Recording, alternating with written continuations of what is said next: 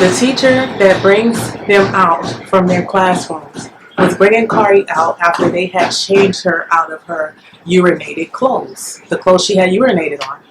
And as the teacher was about to hand her over to me, the superintendent, the principal, whatever her, whoever she is. Well, I will say her name is Gloria. When the teacher was handing her over to me, Gloria looked at me to make sure that I saw her say it. And she looked at Kari and said, "I will slap you." I was looking like, what? Then she said it again to make sure that I heard her correctly. And the teacher was confused, like, what is going on? You're saying this in front of her? So she looked at her and she said, "If you come to my office again, I will slap you." This just confirms everything that I assumed in the beginning.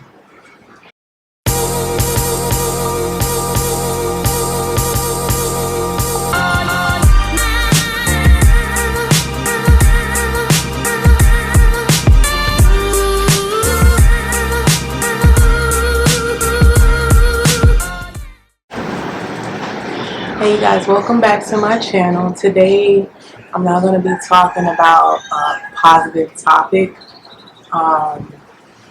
Unfortunately, when I first moved here, my daughter was 16 months. I had just stopped breastfeeding her. So she's about to be 3 now. So we can say most of her life, or going on most of her life, especially now that she's more mature, she's only known life in Africa. I brought her here to be accepted, to be valued, to be seen as a black child. I consider myself to be Pan-African because I want us to work together as one. White people do it, Hispanics, Asians, we're the only ones who don't do it. And I know that if we can do this, we can gain so much power, our rightful power. So since enrolling Kari in school in Africa, I've had a good experience up until now. The first school that I enrolled her in was in Uganda. She had a great experience. She felt valued by her teachers. I had one of her teachers babysit her outside of the class times. Like, this is how much I trusted him. As y'all know, I've lost so many people in my life. So my daughter means a lot to me. And it wasn't since having my daughter, that I realized that people will try to hate on you through your kids. Because in life, you'll deal with spiritual warfare. And if you're dealing with spiritual warfare through people, what people will do is try to transfer their negative energy upon you. When you think about spiritual warfare, you're thinking about fighting literal demons. But demons use people. He uses women, he uses men.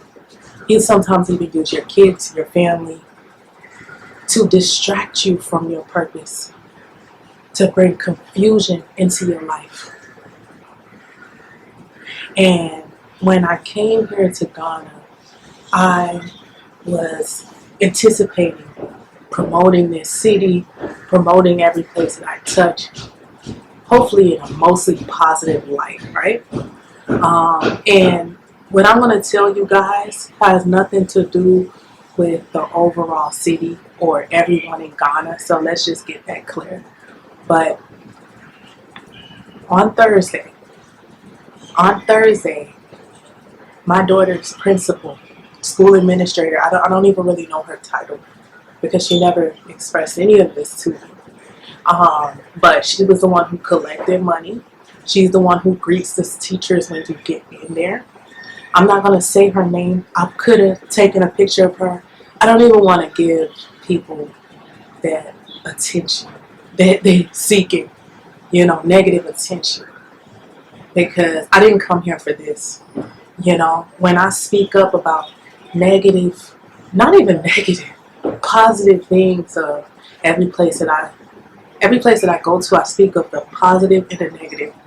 But when you deal with people who are not used to transparency,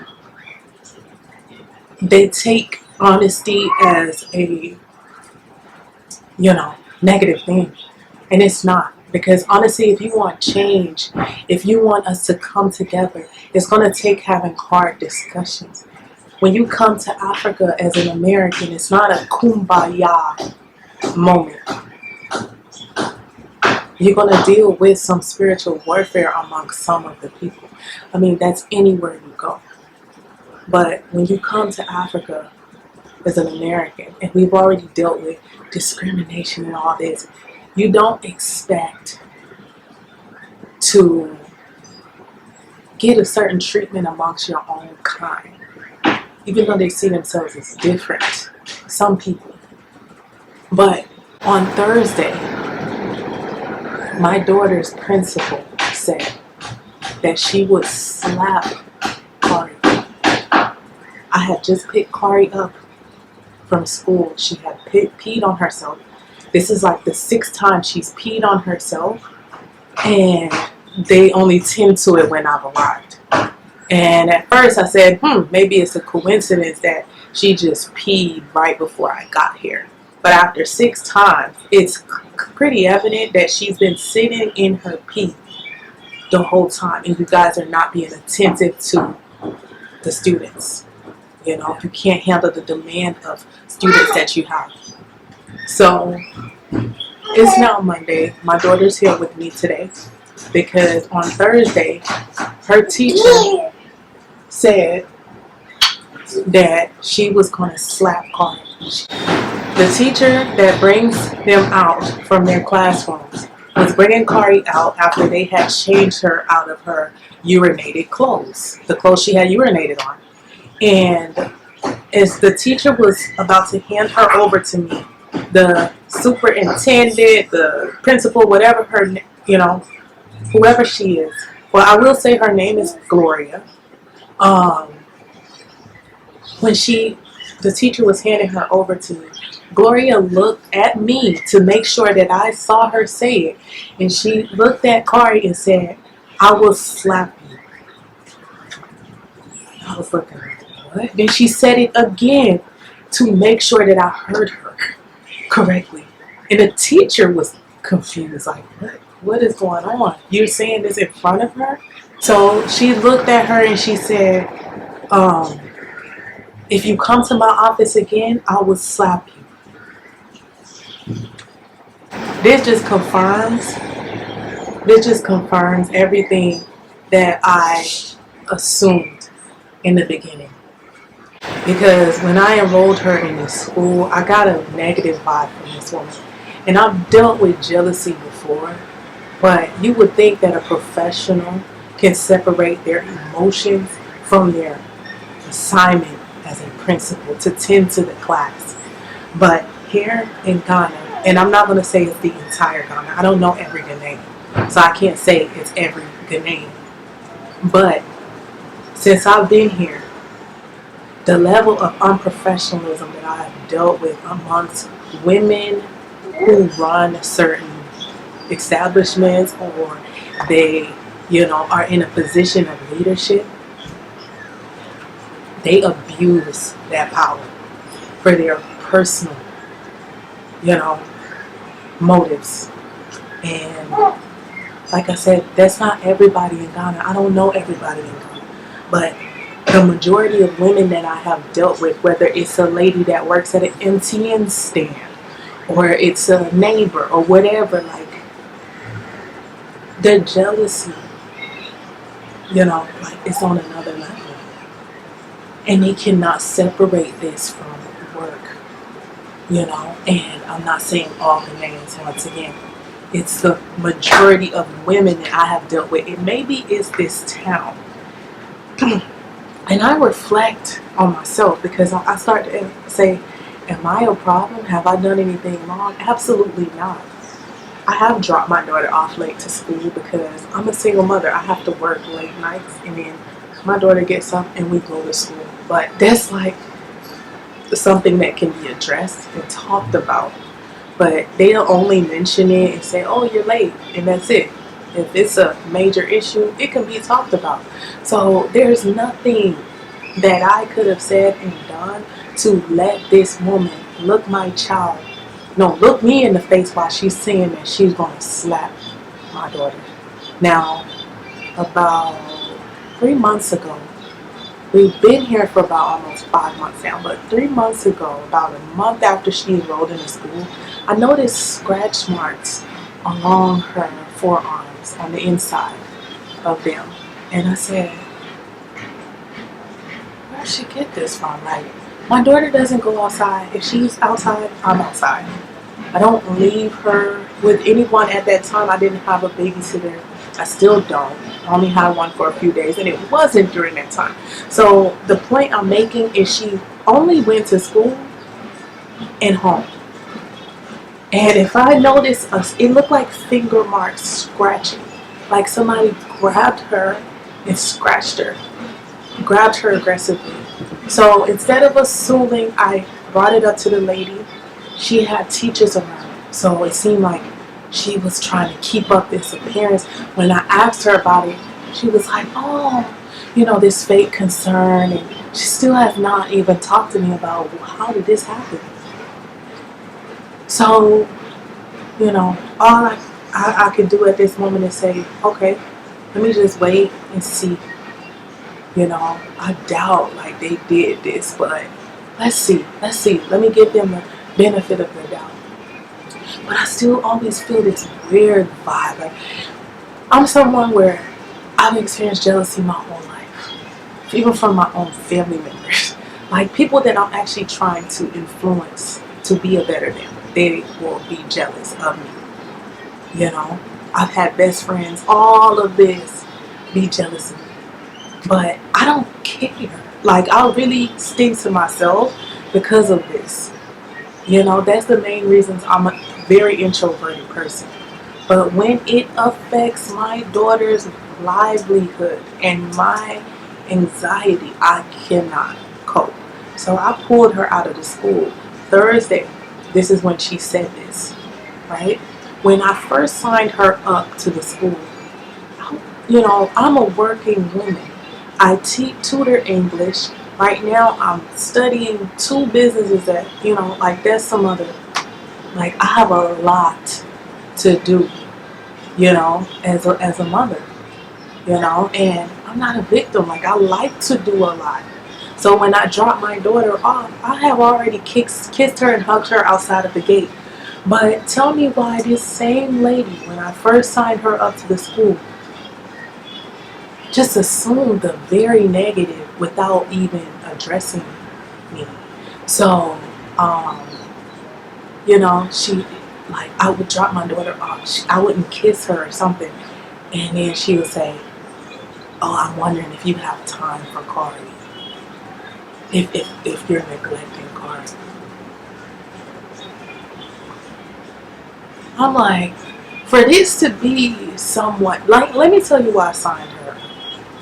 They posed him, and I don't know, maybe the actual person who owns the school does believe in Pan-Africanism, but you have Marcus Garvey, Malcolm X, all of these people to pose as being this Pan-African school, and yet you are not understanding of an American's lifestyle whose child is attending your school.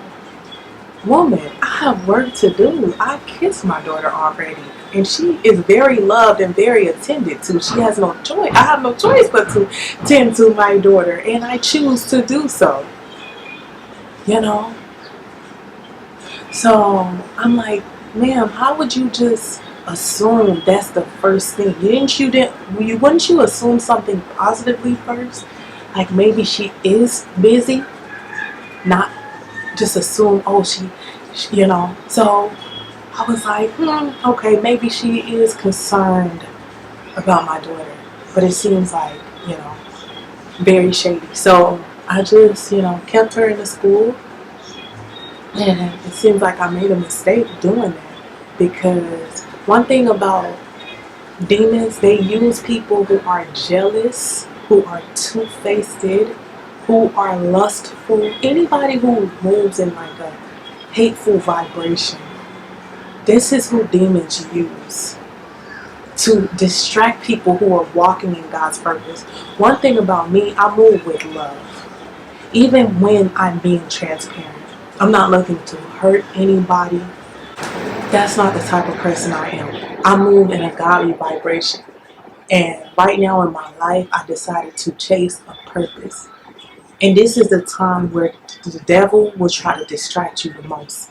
And honestly, my whole life, I've been allowing the devil to distract me. Through family members that he's used, through relationships that I've been in where he's used the people that I've been in. And there's times that I've been used by demons. But at this point of my life, where I am focused on God, on my leveling up in my life, and spreading his word and spreading my testimony. Ever since I've been out here, and it has nothing to do with Africa. It's just when you're walking in your purpose, no matter where you are in the world, demons will chase you down. And demons work mostly through people.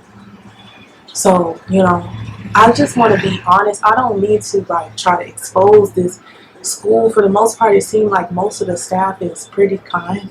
It's just this lady. And now I see why a lot of African men do not trust women in places of leadership, because I'm all for women empowerment and sisterhood. I will accept a woman no matter what differences we have between you, her, and I.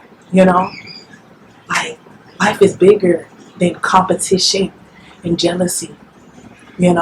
So I just wanted my daughter to socialize with children, but unfortunately, now she has to sit out of school. She's saying, Mommy, I want to go to school. The reason she's saying this is because she's been socializing with kids and she likes it. But the Thursday that I brought her home, the next morning, she looked traumatized when I picked her up that day, by the way. So I don't know what's really going on in the school. But when I asked her the next day, do you want to go to school? She said, no. 3 times I asked her, actually 4 times I asked her, she said no. She's never done that. When we were in Uganda, when she went to her first school, she never did that. And it's not a Uganda against Ghana thing. Like, Uganda just had a great school. And maybe it's because I was in the city, the teachers get paid more, they're more happy, and they can separate their emotions from their job. But here in this smaller town, I don't know if that has something to do with it, but this lady definitely has some personal issues with me, and I can't speak on what it is. I don't know if it's jealousy. I don't know.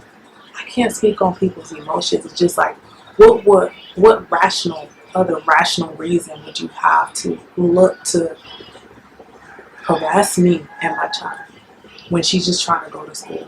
Kari's birthday is June 3rd. It's now May 29th. And I wanted her to celebrate her birthday with other kids, because last year she was in Tanzania and it was lonely. It was just her and I. And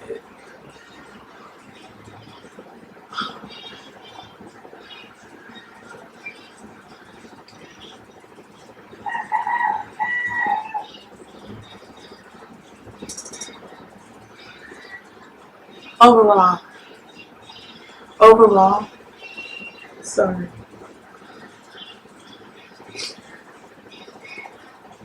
Overall, my daughter is happy in Africa, getting to eat fresh foods, be around kids, run free without worrying about being grabbed up. Like, is this discouraging me from staying in Africa. Absolutely not.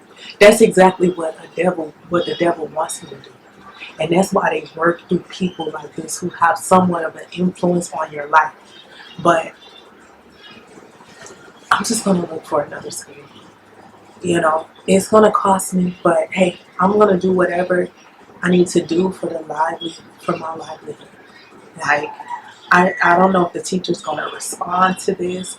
I don't really care. I don't care, like, what she has to say. I text her about it just to get things on record. Like, why would you say this? And then she just denied it. And to me, the behavior she's exhibiting is very narcissistic. I'm not a psychiatrist, so I can't tell you if the lady is a narcissist or not. But she's definitely gaslighted and just denied everything she said right there in front of my face. And the reason some narcissists do that is so that you question your sanity. And I'm just like, lady, you're not going to drain my energy. I've been around narcissists my entire life, and that's how they move. It's just like an exchange of energy, their negative energy for yours. They want to get a reaction. They want to get you to question your sanity and all these things, and then, you know, that's that. But I don't have time. I'm focused on God's purpose. I'm focused on my daughter's well-being. These are the things that I'm focused. I don't have time for girl drama. It's sad to say that I'm all about womanhood, sisterhood. I want women to win, especially African women where the power is in balance. You know? And to see a woman like blessed enough to have a position where she can lead and you can be a light to these children, and you can get to know, you know, just don't worry about me. Just be nice to my daughter, you know. And you abuse that power. It's just sad to see. It's very, very sad to see and experience. And this is not to discourage anybody from coming to Africa. Like, we hear about all the negative things that happens in America. It's just so sad that we face racism for so many years and discrimination. And even though it's just this one teacher, like, it just makes me think, like, who else is doing this, and are people actually going to speak out about it? I didn't want to, because, you know, I don't know what the entire staff is doing. I know what that one lady is doing, and she denies it completely. So instead of me putting my daughter back into school, I'm just going to take her out. And it's sad because I paid for 7 more days. Now I'm missing out on those 5 days that actually 5 extra days in the school year until it finishes January 29th. So actually today I would have had to pay, because I paid for half of a semester, and then I was going to pay another half.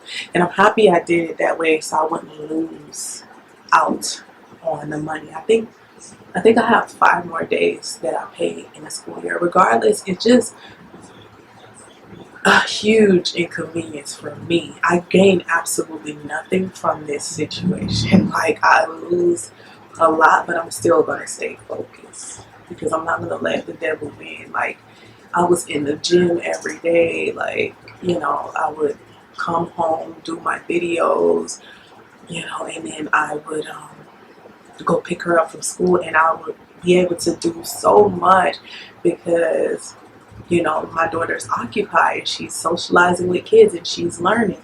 But to think that I have to pull her from this environment and go find her another school, it's sick. Like, to have that type of animosity towards someone you don't even know is sick. It's sick.